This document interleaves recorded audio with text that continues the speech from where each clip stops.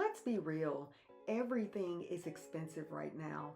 Groceries, gas, rent, even breathing feels like it comes with a service fee. But just because the economy's rough doesn't mean your style or creativity has to be. That's where the art of thrift shopping comes in.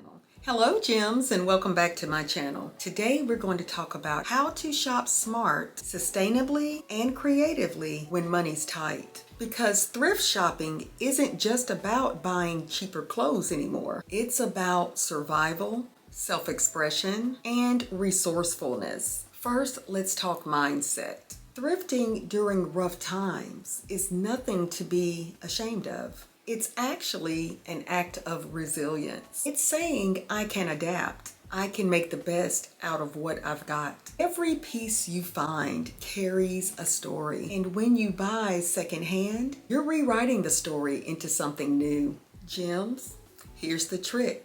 Go in with a plan. Make a list of what you actually need, because thrift stores can be very overwhelming and impulse buys add up really fast. Look for quality over quantity. Real denim, wool, cotton, leather. Skip the trendy stuff that will not last. Think classic, durable, rewearable. Thrifting is part creativity and part imagination. You have to see potential, not just what it is, but what it could be. That oversized men's shirt, girl, that's a dress with a belt. Old jeans, turn them into a tote bag. My mom did that.